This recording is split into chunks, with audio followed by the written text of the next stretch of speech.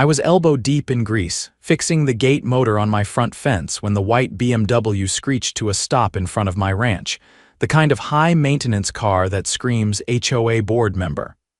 And sure enough, out stepped the queen herself.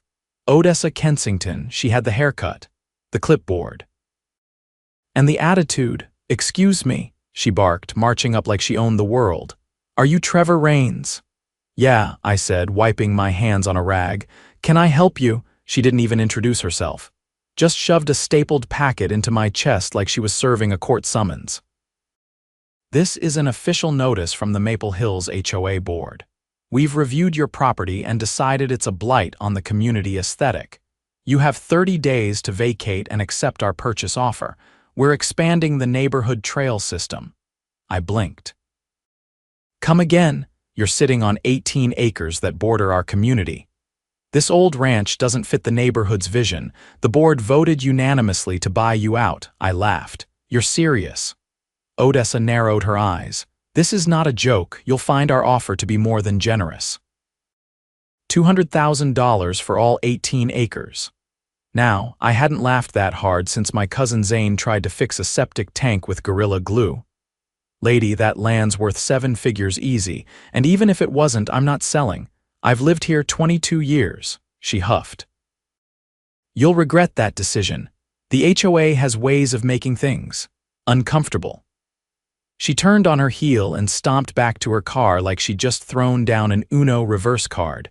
The tires squealed as she drove off, probably to harass someone about decorative gnomes. What she didn't know, what she couldn't have possibly imagined, is that I wasn't just some stubborn rancher with a truck and a grudge. I owned the entire Maple Hills development. Every inch of it sat on land I leased to a developer 15 years ago. They built their cookie-cutter homes, paved their winding roads, and then signed it all over to the HOA once it was complete. But the land underneath, still mine.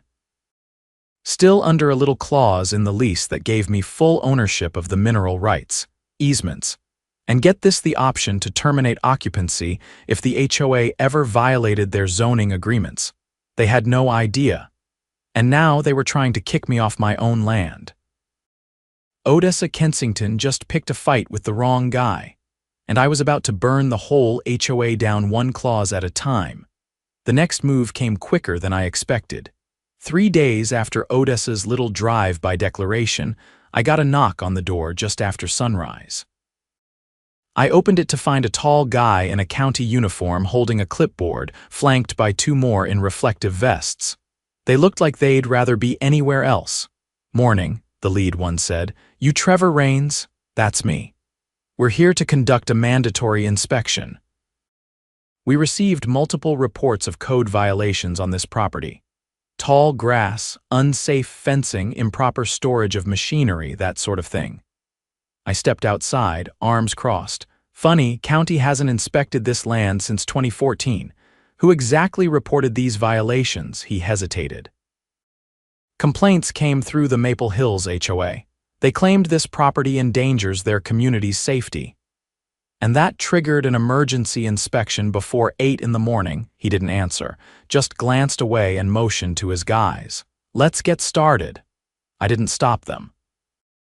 I had nothing to hide. What I did do was pull out my phone and start recording. They walked the perimeter, snapping photos of my barn, the tractor parked alongside it, and even the chicken coop.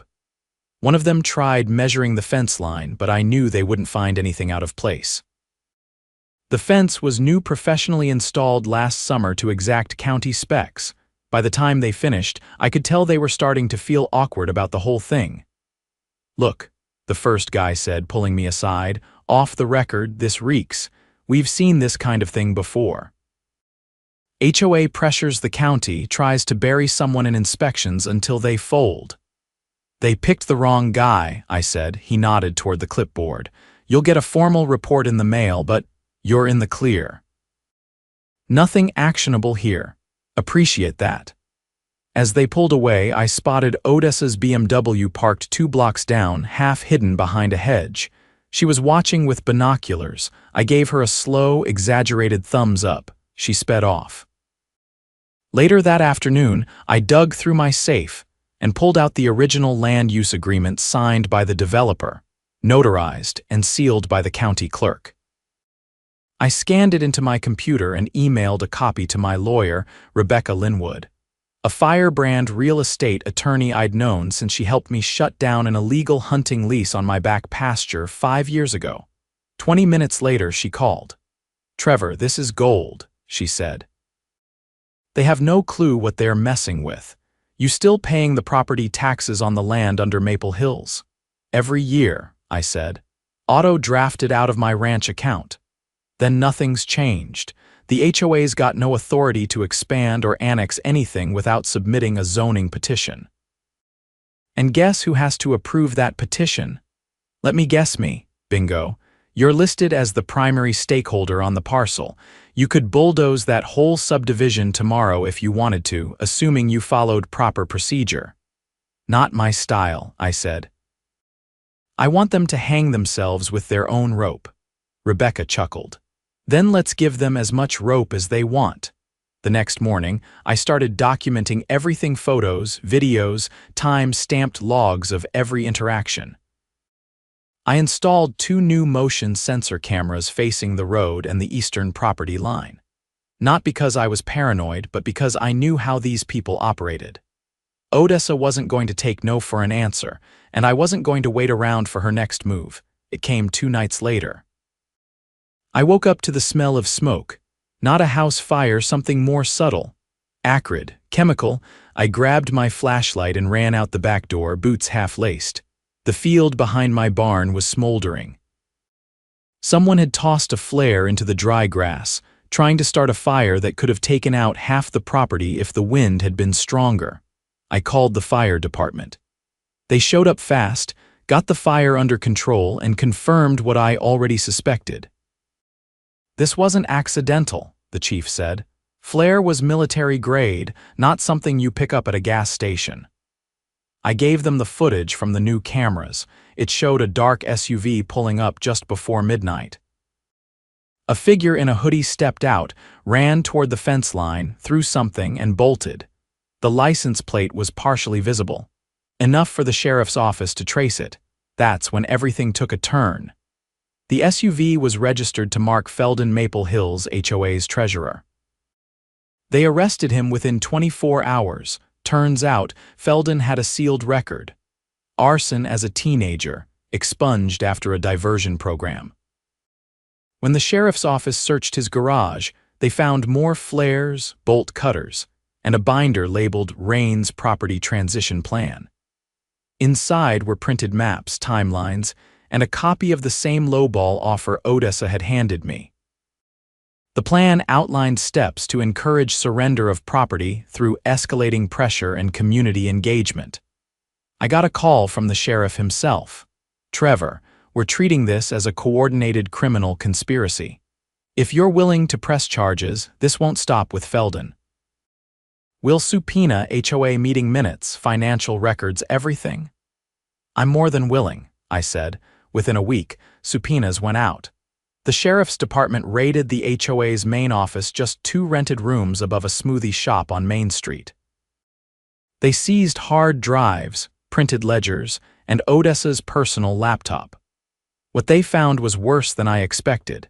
The HOA had been running a side fund completely off the books, fueled by fabricated fines and assessment fees they'd been charging new homeowners. The money was funneled through a dummy landscaping company registered in Odessa's nephew's name. Dozens of residents had been strong-armed into paying for phony violations. Mailbox heights, lawn edging, even the color of patio furniture. Every cent went into the slush fund earmarked for strategic acquisitions, meaning me. The sheriff's office held a town hall at the middle school auditorium, and I made sure to sit in the front row. Half the neighborhood showed up, confused and angry. Sheriff Nolan took the mic. "Ladies and gentlemen," he said, "we've uncovered a pattern of financial misconduct, coercion, and attempted arson linked to members of your HOA board. This investigation is ongoing, but we have enough evidence to recommend criminal charges against multiple individuals." Gasps rippled through the crowd. Odessa wasn't there. She'd gone silent since the raid, but her name was on every document they found. After the meeting, a woman approached me mid-30s, tired eyes, holding a little girl by the hand. "You're Mr. Rains, right?" she asked. "That's right. I just wanted to say thank you. They fined me $800 last year for having a cloth swing set, said it was a safety hazard. I couldn't fight it. I thought I was alone." "You're not," I said. "Nobody has to take that kind of abuse." By the end of the week, 5 board members had resigned. Odessa hadn't been arrested yet, but the district attorney was circling. The county froze the HOA's accounts, and a court-appointed receiver started combing through the rest of their records. Rebecca called me again.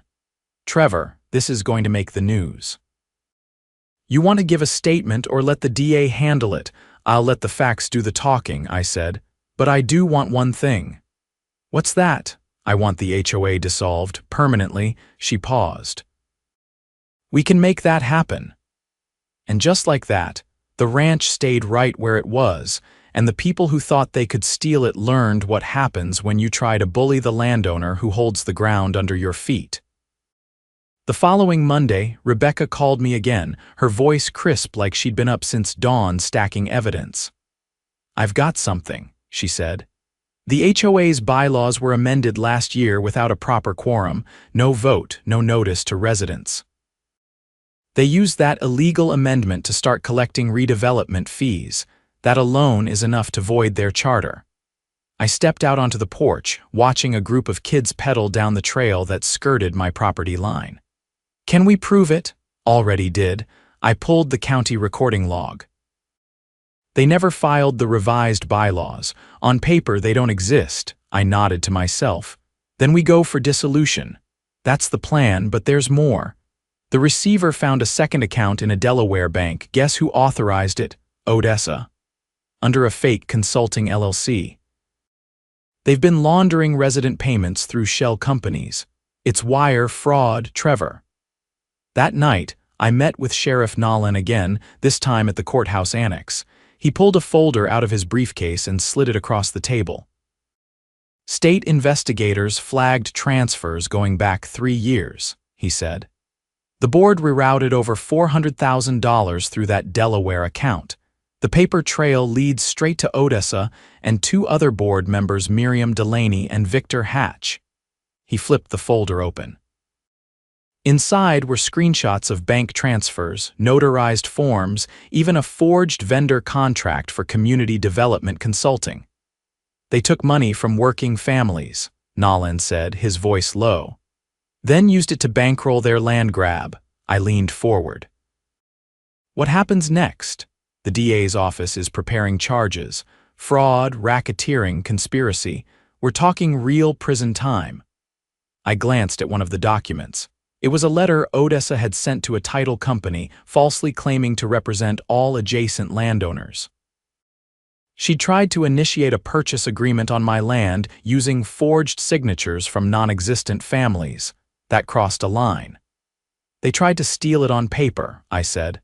"When intimidation didn't work, they went for forgery." Nolan nodded. "We've got enough to indict." The next morning, 3 unmarked cruisers rolled into Maple Hills. Odessa was taken from her home in cuffs wearing a silk robe and house slippers. Victor Hatch was arrested at his law office downtown. Miriam Delaney was picked up at a country club luncheon. The news hit local media within hours.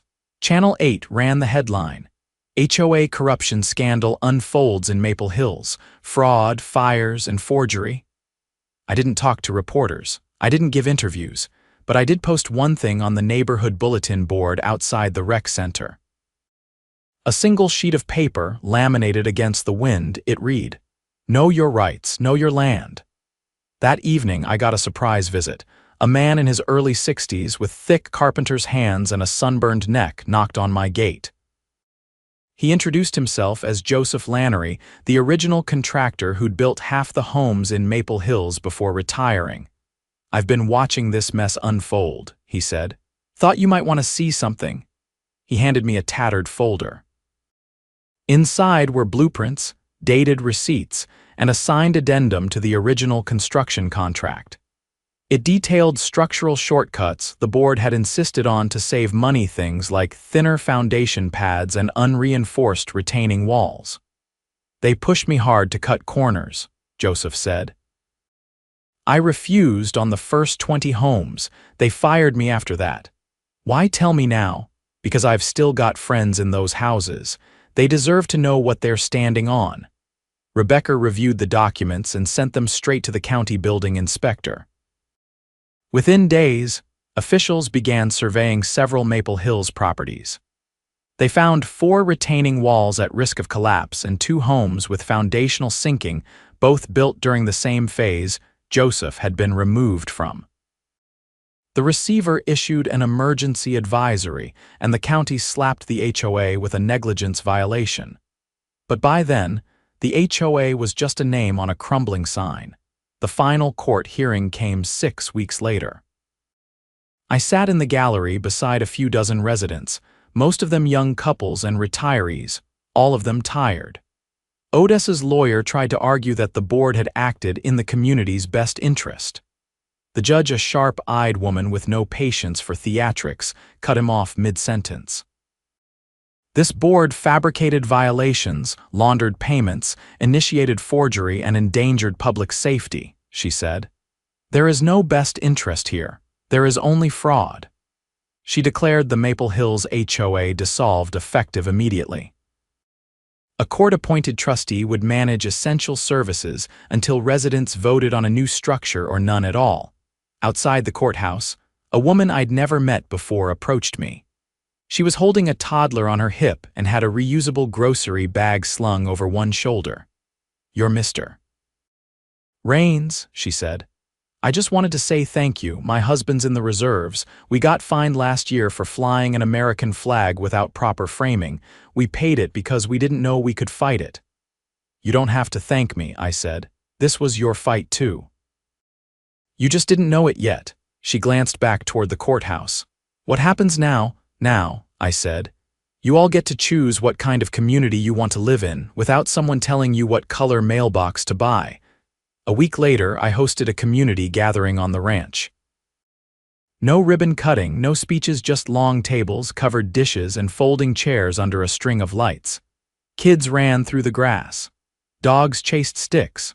Older folks swapped stories over lemonade. I watched from the porch, arms crossed, coffee in hand. Rebecca joined me after sunset, handing me a vanilla cupcake and a paper plate. "You know," she said, "you could turn this into something bigger. Landowner rights, HOA reform, you've already got people listening." "I don't need a stage," I said. "I just need peace on my land." She looked out over the crowd. "You got it back." "No," I said. "We took it back." The residents formed a new neighborhood committee, not an HOA, just a volunteer group to handle snow removal and pool cleaning, no fines, no secret accounts. Just neighbors helping neighbors. As for the ranch, I finished fencing the north pasture and planted a new line of pines along the trail. The gate stayed open most days.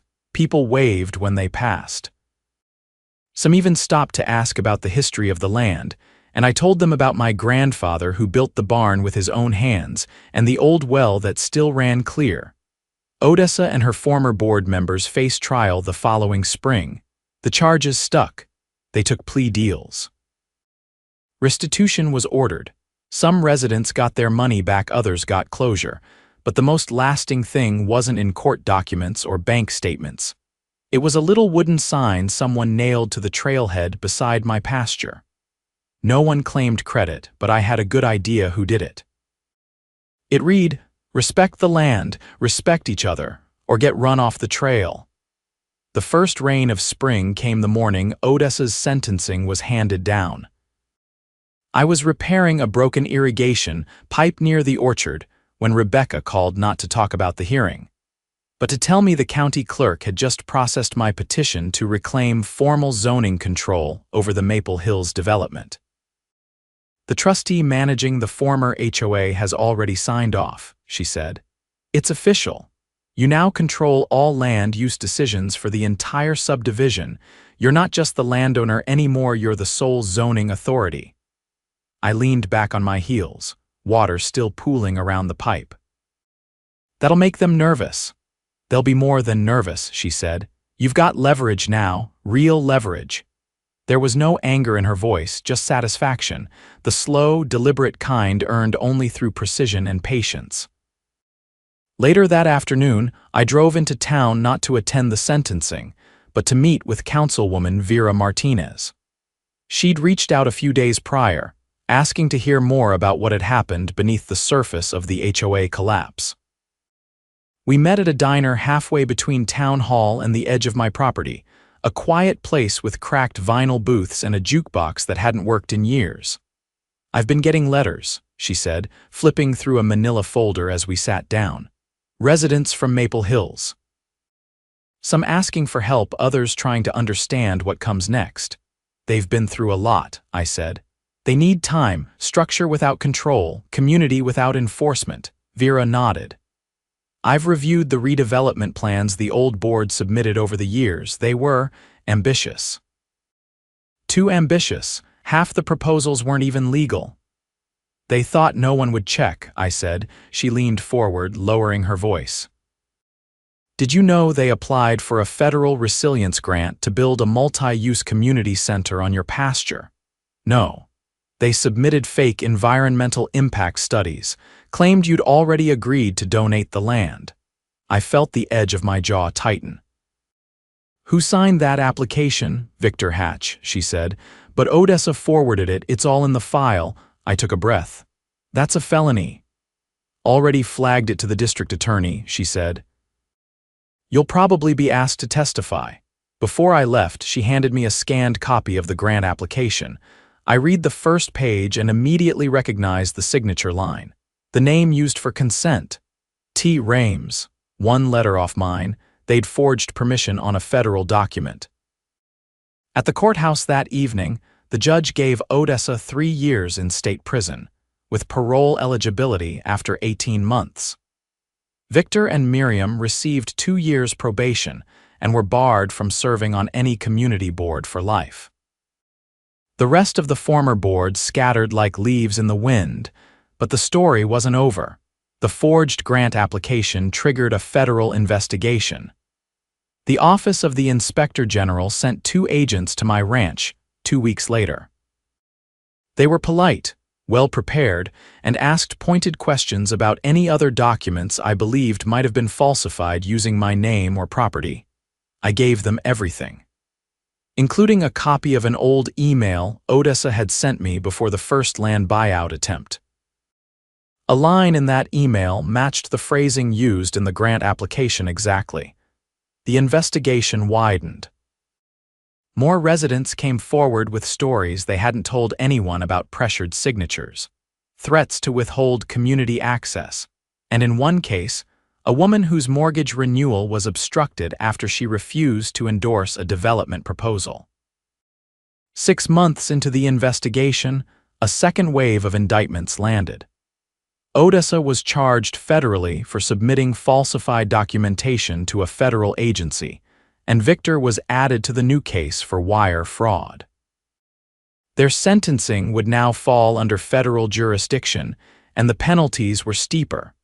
But something else happened during this time, something more meaningful than courtrooms or headlines. The neighborhood started planting its own roots. Without the HOA breathing down their necks, the residents held monthly potlucks, organized a tool-sharing board, and created a rotating volunteer crew to handle basic maintenance. And unlike before, it was all optional. One evening, I was walking the fence line when a teenager from the neighborhood jogged up to the gate. She introduced herself as Elise, said she was a high school junior and working on a civics project. "I'm writing about zoning and land ownership," she said. "Can I ask you a couple questions?" "Sure," I said. She pulled out a spiral notebook. "Do you think communities need HOAs?" "No," I said. "I think communities need clarity and the right to choose how they live without fear." She wrote that down word for word. "Why didn't you just sell when they asked?"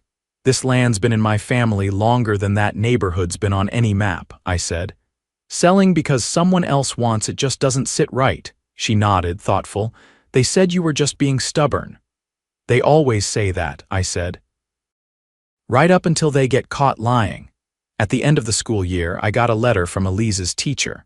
She'd won a regional essay contest with her piece titled, "The Land Beneath the Law, a True Story of One Man's Fight for Community Integrity." I pinned it to the bulletin board in my barn. By fall, Councilwoman Vera introduced a new ordinance requiring full transparency and quarterly audits for any HOA operating within the county. It passed unanimously. One of the provisions was named after me. The Rains Clause, which prohibited HOAs from initiating land acquisition without a 2/3 vote from all affected property owners and validation by a public notary. The clause was later adopted by 2 other counties. Across Maple Hills, the effects were visible. Fences were painted colors that hadn't been allowed before. Solar panels went up without protest. One family even turned their front yard into a vegetable patch, complete with raised beds and a handmade compost bin. Freedom was messy. But it was theirs. I spent the winter restructuring the pasture runoff system and finally built the greenhouse my grandfather had always talked about. In the evenings, I'd see porch lights glowing across the trail, not in uniformity but in rhythm. Some white, some amber, some a little too bright. But they were lit by choice. One night, a knock came at my door. It was Thomas, a new resident who'd moved in after the collapse of the HOA. He brought a 6-pack and a folded piece of paper. "They're organizing a community festival," he said. "First one without permits, fees, or dress codes. Just food, music, and maybe a dunk tank." I raised an eyebrow. "A dunk tank?" "Yeah," he said. "Someone suggested putting a cardboard cutout of Odessa on it." I laughed. "I'll donate the plywood." He handed me the paper. It was the flyer for the festival, hand-drawn by kids and photocopied at the library. At the bottom was a list of contributors. My name was third. "I didn't sign this," I said. "You didn't have to," he said. "We just figured you'd be there, and I was." I grilled ribs while a local band played on a makeshift stage built from hay bales and pallets. Kids splashed in a plastic pool. Adults danced barefoot on the grass. No one gave orders. No one handed out violations. No one needed to be in charge. Later that evening, I stood by the trailhead beneath that same wooden sign someone had once nailed there. The words were faded now, but still clear: respect the land. Respect each other. That night, I added something to it. Just 3 words carved into the bottom plank with my pocket knife. Never again controlled. And as I stepped back, I realized it wasn't just a message for new residents. It was a warning for anyone who ever thought power was permanent, because they'd forgotten one thing: the land remembers.